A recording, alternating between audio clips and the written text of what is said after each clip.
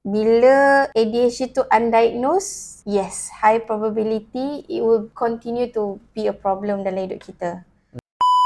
Betul ke kalau kita ada ADHD, kita susah nak capai benda yang kita nak dalam kehidupan atau capai potensi kita?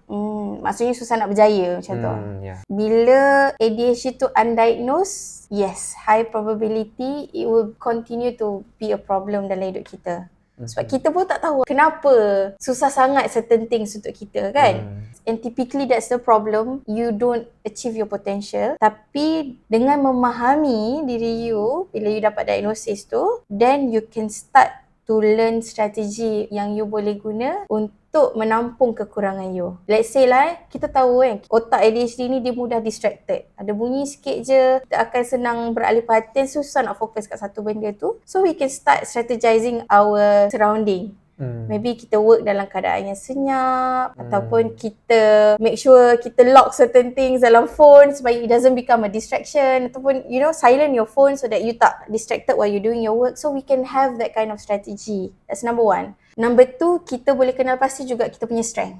Some of the common strength is creative, spontaneous, you can work well under pressure. Seseorang yang boleh ambil risiko, risk taker. So when you know your strength and you put it in the right place, you boleh berjaya dekat situ.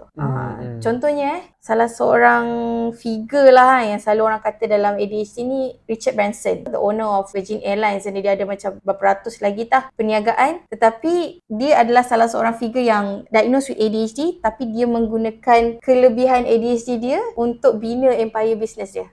And kat Malaysia ni pun ada yang jadi pengarah filem, ada yang jadi pelakon, lawyer, doktor.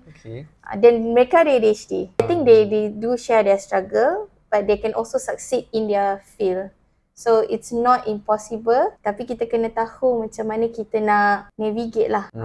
Kita kena ada that intervention yang kita go through tu akan bantu untuk kita pergi ke arah kehidupan yang lebih bermakna untuk kita.